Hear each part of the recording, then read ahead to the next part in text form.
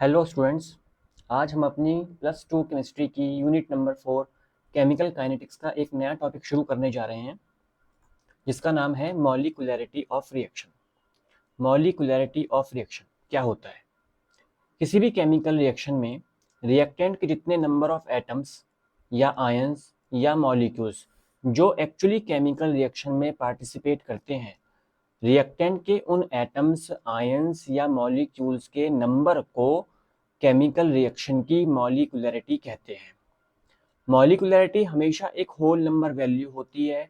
ये कभी भी ज़ीरो नहीं हो सकती, कभी नेगेटिव में नहीं हो सकती और कभी किसी फ्रैक्शन P/Q जैसे नंबर में भी नहीं हो सकती। ये हमेशा एक होल नंबर वैल्यू होती है।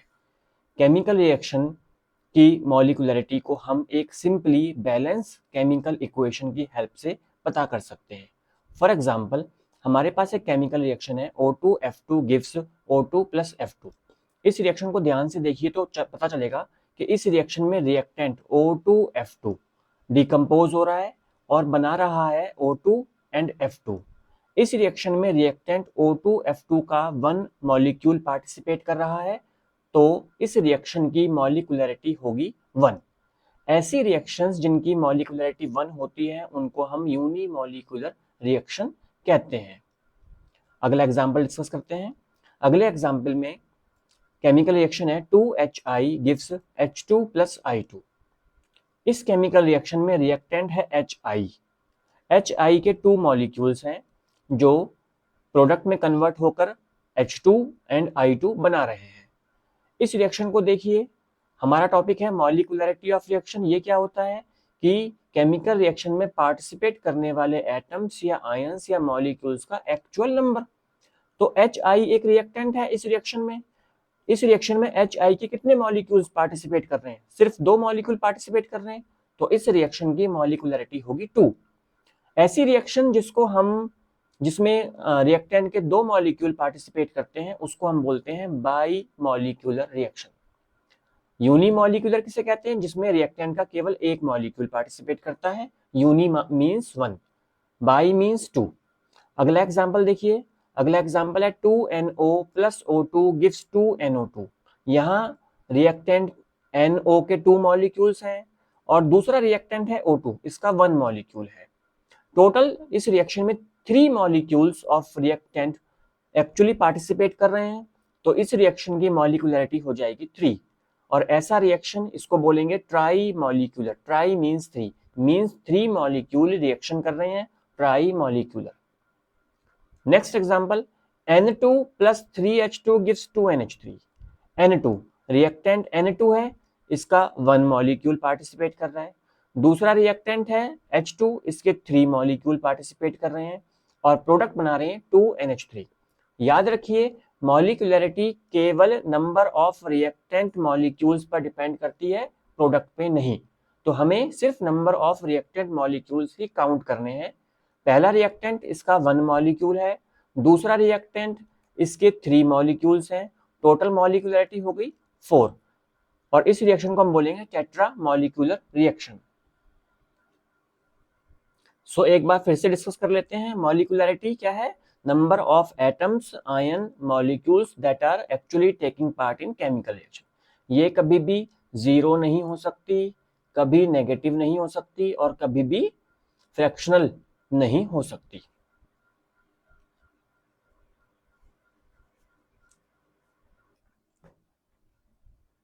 अब हमारा नया टॉपिक है mechanism of chemical reaction. Mechanism का मीनिंग होता है path follow of a reaction.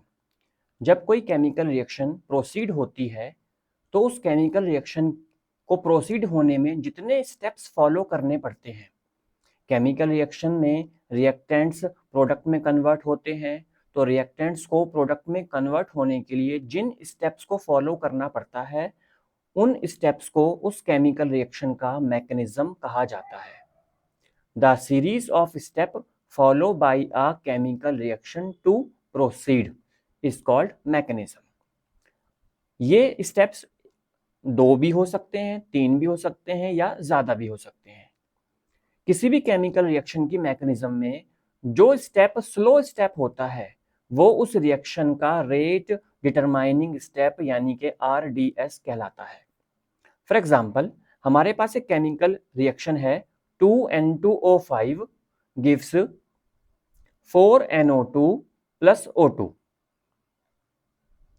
इस केमिकल रिएक्शन में N2O5 यानी कि रिएक्टेंट के 2 मॉलिक्यूल पार्टिसिपेट कर रहे हैं और प्रोडक्ट बना रहे हैं 4NO2 एंड O2। ये केमिकल रिएक्शन 2 स्टेप में पूरी होती है, जिसका पहला स्टेप है, फर्स्ट स्टेप में N2O5 का 1 सिंगल मॉलिक्यूल डिकम्पोज होता है, बनाता है NO2 एंड NO3। ये एक स्लो स्टेप है। स्लो स्टेप का मीनिंग ये है कि ये रिएक्शन का फर्स्ट स्टेप को पूरा होने में ज्यादा टाइम लगता है। इस केमिकल रिएक्शन का दूसरा स्टेप होता है N2O5 का सेकंड मॉलिक्यूल। रिएक्शन को ध्यान से देखिए, यहां पर रिएक्टेंट के 2 मॉलिक्यूल पार्टिसिपेट कर रहे हैं, जिसमें से फर्स्ट मॉलिक्यूल स्टेप 1 में डिकम्पोज हो रहा है। रिएक्टेंट का second molecule N2O5 and first step में बना हुआ NO3 रिएक्शन करता है और बनाता है 3NO2 एंड O2। ये एक फास्ट स्टेप है जिसको कंप्लीट होने में बहुत कम टाइम लगता है। तो इस रिएक्शन को ध्यान से देखना है। ये रिएक्शन में 2 स्टेप हैं। स्टेप 1 एक स्लो स्टेप है। स्टेप 1 एक स्लो स्टेप है, और जो स्लो स्टेप होता है ये रेट डिटरमाइनिंग स्टेप होता है, RDS होता है, यानी कि इस स्टेप से केमिकल रिएक्शन का रेट निकाला जा सकता है। सो इस केमिकल रिएक्शन का रेट लॉ क्या बनेगा? रेट लॉ एक्सप्रेशन कुछ इस तरह से बनेगा, rate law equals to K rate constant concentration of N2O5। Slow step में देखिए, स्लो स्टेप में जो रिएक्टेंट है वो है N2O5 और इसका 1 मॉलिक्यूल यहां पार्टिसिपेट कर रहा है, तो रेट लॉ बन गया rate constant into concentration of N2O5। N2O5 की पावर 1 है, सो ऑर्डर ऑफ रिएक्शन, इस रिएक्शन का जो ऑर्डर होगा वो 1 होगा। फिर से एक बार क्लियर करते हैं पॉइंट को। मैकेनिज्म क्या होती है? किसी भी केमिकल रिएक्शन को प्रोसीड होने में जितने स्टेप्स फॉलो करने पड़ते हैं वो उस केमिकल रिएक्शन का पाथ कहलाता है या मैकेनिज्म कहलाता है। केमिकल रिएक्शन जितने स्टेप में प्रोसीड हो रही है उनमें जो स्लो स्टेप होगा उस स्लो स्टेप से केमिकल रिएक्शन का रेट डिफाइन किया जा सकता है और रेट लॉ भी बनाया जा सकता है, जिससे रिएक्शन का ऑर्डर भी कैलकुलेट कर सकते हैं। इसके बाद मूव करते हैं हम अगले एग्जाम्पल पर। अगला एग्जाम्पल हमारा है second example, 2N2O5 plus F2 gives 2NO2F। ये केमिकल रिएक्शन 2 स्टेप में कंप्लीट होती है। स्टेप 1 में NO2 F2 के साथ रिएक्शन करता है और बनाता है NO2F, साथ में बनता है F। ये एक स्लो स्टेप है। स्टेप 2 में NO2 F के साथ रिएक्शन कर रहा है और बना रहा है NO2F। ये एक फास्ट स्टेप है। जैसा कि हम जानते हैं कि स्लो स्टेप, यहाँ पे स्लो स्टेप कौन सा है? यहाँ पर स्लो स्टेप है हमारा स्टेप नंबर 1। तो ये स्टेप नंबर 1 जो होगा ये रेट डिटरमाइनिंग स्टेप होगा। इस स्टेप से हम केमिकल रिएक्शन का रेट कैलकुलेट कर सकते हैं और इस रिएक्शन का रेट लॉ एक्सप्रेशन किस तरह बनाया जाएगा? Rate of reaction ROR equals to rate constant concentration of. Slow step में देखिए कौन कौन से रिएक्टेंट हैं। स्लो स्टेप में एक है NO2 रिएक्टेंट, दूसरा है F2 रिएक्टेंट। तो रेट ऑफ रिएक्शन इन दोनों स्लो स्टेप के रिएक्टेंट पर डिपेंड करेगा, concentration of NO2 and concentration of F2। Rate expression बन गया हमारा rate of reaction equals to KNO2 into concentration of F2। और इस रेट लॉ से हम ऑर्डर ऑफ रिएक्शन कैलकुलेट कर सकते हैं ऑर्डर ऑफ रिएक्शन आ जाएगा। ऑर्डर ऑफ रिएक्शन होता है sum of the powers of the reactant. यहाँ रिएक्टेंट की पावर 1 है और यहाँ पर रिएक्टेंट की पावर 1 है, तो 1 + 1 = 2। ये हमारा जो गिवन रिएक्शन था ये सेकंड ऑर्डर का रिएक्शन था। Now moving towards the next example C. Example C में हमें एक केमिकल रिएक्शन दिया है NO2 + CO gives CO2 + NO। इस केमिकल रिएक्शन को प्रोसीड होने में 2 स्टेप लगते हैं। पहला step, step 1, NO2 + NO2 gives NO3 + NO। First step में NO2 के 2 मॉलिक्यूल्स, NO2 का फर्स्ट मॉलिक्यूल, NO2 का सेकंड मॉलिक्यूल, ये 2 मॉलिक्यूल रिएक्शन कर रहे हैं और प्रोडक्ट बना रहे हैं। ये एक स्लो स्टेप है। स्लो स्टेप है, इसका मतलब क्या हुआ? इसका मीनिंग ये हुआ कि इस स्टेप से हम इस केमिकल रिएक्शन का rate of reaction expression derive करेंगे। स्टेप 2 में फर्स्ट स्टेप के प्रोडक्ट में NO3 और साथ में कार्बन मोनोऑक्साइड CO रिएक्शन करते हैं और बनाते हैं NO2 एंड CO2। ये एक फास्ट स्टेप है। सिंस हमारा जो स्टेप 1 है, स्टेप 1 एक स्लो स्टेप है। स्लो स्टेप है तो हम इसको क्या बोलेंगे? इसको हम कहेंगे RDS, रेट डिटरमाइनिंग स्टेप। और इस स्टेप की हेल्प से हम क्या करेंगे? हम इस रेट लॉ को डिफाइन करेंगे। रेट लॉ क्या बन जाएगा? Rate of reaction equals to rate constant. Step 1 में जो रिएक्टेंट है कौन सा है? NO2, concentration of NO2। और rate first step slow step में दूसरा रिएक्टेंट है हमारा NO2, ये भी सेम रिएक्टेंट है, कंसंट्रेशन ऑफ NO2। तो रेट ऑफ रिएक्शन का एक्सप्रेशन बन जाएगा rate constant concentration of NO2 multiplied with the concentration of NO2। या हम इसको इस तरह से लिख सकते हैं, rate equals to rate constant concentration of NO2 raise to power 2। क्योंकि यहाँ सेम 2 बार रिएक्टेंट लिखा हुआ है, मल्टीप्लाई करेंगे तो पावर्स बन गई 2। और इस रिएक्शन का ऑर्डर ऑफ रिएक्शन बन जाएगा 2। यहां तक क्लियर हो गया? तो फिर से एक बार हम बात समझते हैं कि मैकेनिज्म ऑफ रिएक्शन क्या होता है। मैकेनिज्म होता है कि कोई भी केमिकल रिएक्शन जिन स्टेप्स को फॉलो करती है उस स्टेप्स को हम बोलते हैं मैकेनिज्म ऑफ रिएक्शन। और इन स्टेप्स में जो स्लो स्टेप होता है वो कहलाता है रेट डिटरमाइनिंग स्टेप, RDS की हेल्प से हम केमिकल रिएक्शन का रेट लॉ बना सकते हैं। ये प्रॉब्लम कहती है nitric oxide NO react with oxygen to produce nitrogen dioxide. ये केमिकल रिएक्शन है। केमिकल रिएक्शन दे रखा है हमें 2NO gas plus O2 gas gives 2NO2 gas. अब हमसे कहा है कि what is the predicted rate law if the mechanism is. इस रिएक्शन का मैकेनिज्म स्टेप 1 दे रखा है NO2 + O2 गिव्स NO3। ये एक फास्ट स्टेप है। दूसरा स्टेप दे रखा है स्टेप नंबर 2।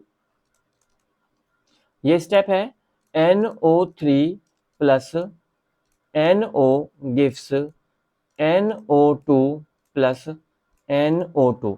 ये एक स्लो स्टेप है। तो हमें इस रिएक्शन का मैकेनिज्म दे रखा है।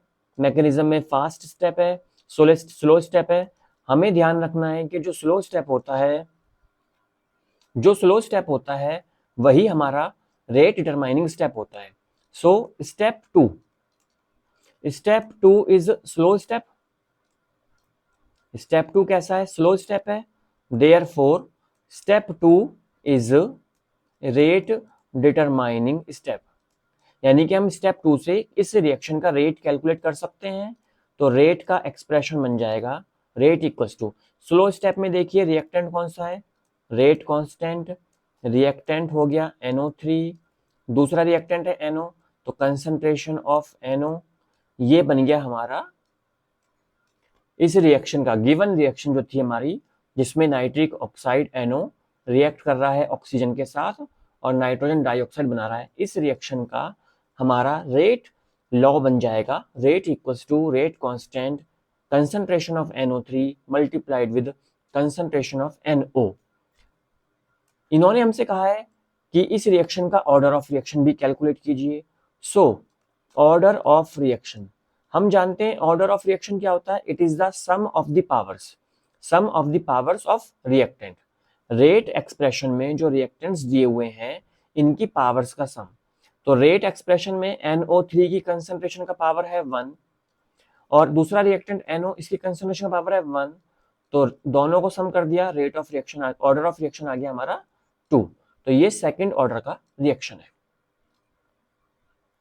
न्यूमेरिकल क्लियर हुआ, इसको नोट कर लीजिए।